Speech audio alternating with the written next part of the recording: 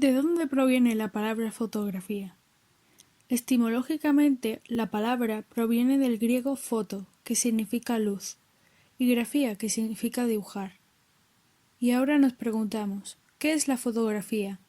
La aparición de la fotografía y su posterior evolución han ido ligados a dos técnicas completamente independientes, pero que complementadas dan lugar al registro fotográfico. La captura de la imagen, es decir, de la luz que reflejan los objetos, y la fijación por distintos medios para conseguir un registro permanente. Para hablar de la primera cámara, hemos de remontarnos al siglo IV a.C., con la cámara oscura, en la antigua Grecia, donde Aristóteles utilizó un artilugio que consistía en una caja cerrada con un pequeño orificio, que la luz al pasar por este proyectaba en el interior la imagen invertida del exterior. Esta imagen aumenta cuanto más lejos esté la pared del orificio a su opuesta. Lo que vemos en la imagen es la caja que utilizó Aristóteles para estudiar los eclipses. En el Renacimiento, esta cámara oscura se mejora con un lente convergente, permitiendo agrandar el orificio y obteniendo así una imagen más nítida y luminosa. Esto marcaría el principio del objetivo de la cámara actual. Estos artefactos los empleaban los pintores para calcar paisajes o incluso para hacer retratos. Por ejemplo, famosos pintores que utilizaban esta técnica serían Canaletto, Durero o Da Vinci. En el siglo XVIII, dentro de esta cámara, se coloca un espejo en una inclinación de 45 grados para corregir la inversión. Así, esta imagen es captada sobre una superficie horizontal, sirviendo esto como un visor primitivo similar al que tenemos actualmente en las cámaras reflex. La heliografía. Nicéforo Niepce, en 1816, consigue por primera vez fijar imágenes sobre un papel impregnado en cloruro de plata. El resultado se consigue tras 8 horas de exposición. La fotografía resultante es delicada y borrosa, y como problema añadido no se conserva permanentemente.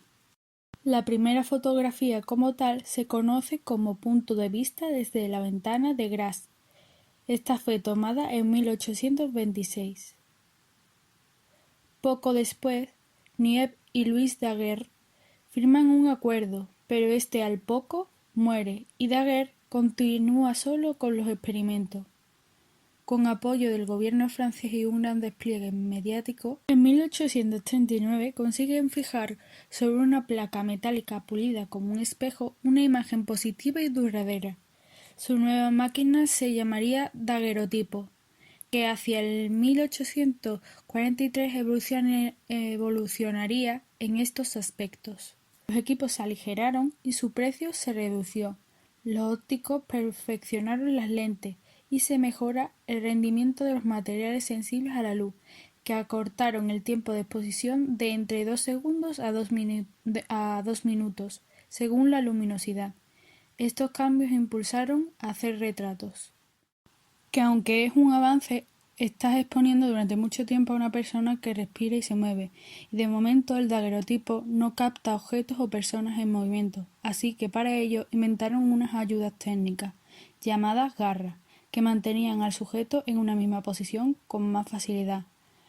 Aunque hay que puntualizar algo, en aquella época no todos los retratos se hacían para personas vivas, ya que poco después de la invención de la cámara se produjo la moda de la fotografía post-mortem. Esta práctica nació en Francia y se extendió por toda Europa. Consistía en tomarse una última foto con el difunto, al cual vestían y posaban de una manera natural.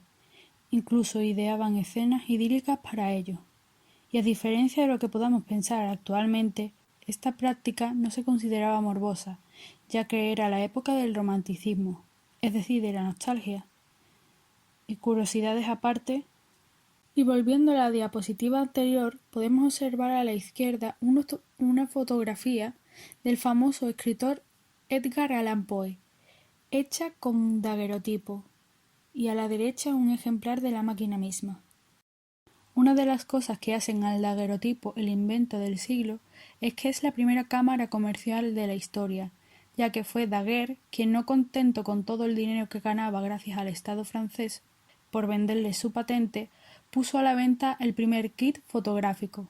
Este kit costaba 200 francos, equivalente a 5 jornadas de un peón, es decir, era muy caro para un obrero, pero para la clase acomodada de la época, que tenía mucho tiempo libre, era algo muy interesante como hobby. Así que gracias a este kit hubo una fiebre de daguerrotipos. Todo el mundo quería ser el primero en fotografiar algo, o sea, el daguerrotipo triunfó. Prueba de esto tenemos el dibujo satírico de Mauriet, que describe la situación del momento en París. Los contemporáneos de Daguerre desarrollaron otras máquinas como la suya a partir de la de Niepce, pero ninguno fue igual de eficaz, hasta que en 1841 el inglés William Fox Talbot intenta registrar una imagen negativa sobre papel recubierto de nitrato de plata. Es entonces, en 1850, que las placas plateadas fueron abandonadas por la obtención de imágenes en negativo, que permitían múltiples copias a partir de la original. A esta técnica se le llamó calotipo o talotipo. Estas copias a blanco y negro se producían al hacer una foto del negativo inicial, ya que se conseguía invertir los colores convirtiendo el negativo en positivo. Esta máquina se distribuyó entre las clases burguesas de la Revolución Industrial y también fueron usadas en ferias debido a que producían fotos instantáneas que no requerían de secado. Los resultados del calotipo eran de menor calidad que los que producían el daguerrotipo, pero eran más cómodos al usar papel y además en esta se reducía el tiempo de exposición y da la posibilidad de obtener copias a partir del negativo para regalar a familiares en Año Nuevo como felicitación o regalarlas a amantes. El único problema es que el proceso de revelado debe ser rápido, justo después de tomar la foto. Parándonos en las imágenes expuestas podemos observar a la derecha al creador de la máquina junto a esta y a la izquierda un ejemplo de fotografías tomadas con el calotipo. Y ahora debemos destacar un hecho muy importante, la unión del daguerrotipo y el calotipo, que se llamó colodión, el cual tenía un proceso de obtención de imagen menos venenoso y ecológico, pero poco práctico, ya que para una sola revelación se necesitaban muchas claras de huevo. De hecho, se decía que los fotógrafos que trabajaban con esta cámara tenían al lado una granja de huevos. Además, en vez de trabajar con papel, lo hacían con cristal impregnado, con lo cual el proceso de captación de imagen debía ser mientras estuviese húmeda, o sea, muy rápido, porque encima este procedimiento debía hacerse a oscuras. Es en 1850 cuando el término fotografía se estandariza para hablar de este arte. Recordemos a Nietzsche, que lo llamaba heliografía, o a Daguerre y Talbot, que lo llamaba daguerrotipos y calotipos respectivamente.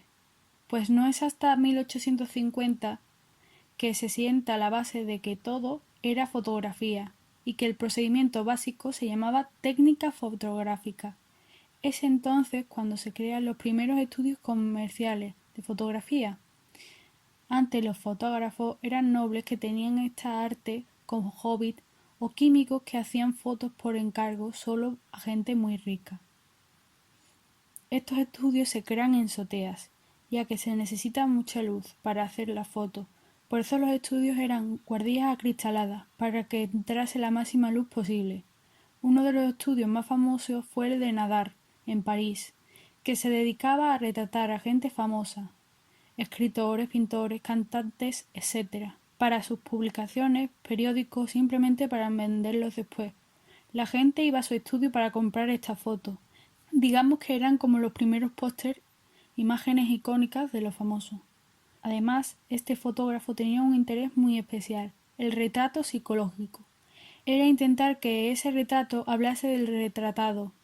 Por ejemplo, si era un escritor, que pareciese culto, si era una actriz, que pareciese interesante. Las fotos tenían que hablar. Le añadimos que empieza a usarse fondos pintados, escenografía etc. Es decir, se crea narrativa alrededor del fotografiado. En 1860 el equipo fotográfico se aligera y podía salir a la calle a hacer fotografías con un simple carro. Roger Fenton fue el primer fotógrafo de guerra, yendo a la guerra de Crimea, y aunque su propósito era fotografiar a los soldados posando para él, también fotografió los estragos de la guerra. La técnica todavía no permitía que las cámaras fuesen portátiles, pero sí podías ir perfectamente después al campo de batalla y fotografiar los cadáveres. Fue la primera vez que se mostró al mundo la crueldad de la guerra.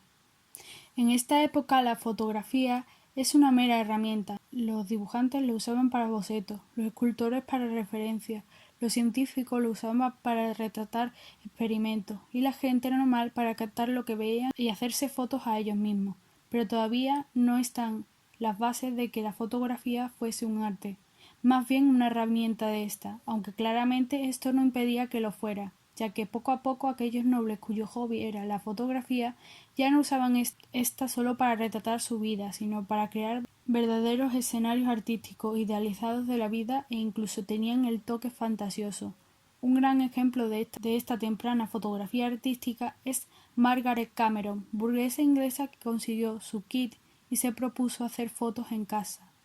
Esto claramente es debido a que las mujeres de la época no tenían mucha movilidad, así que se dedicaba a fotografiar a sus propios hijos, a los hijos de sus amigas o a sus propias amigas, y las fotografiaba en base a lo que conocían de las leyendas griegas o la Biblia, y le permitió contar historias con sus fotos.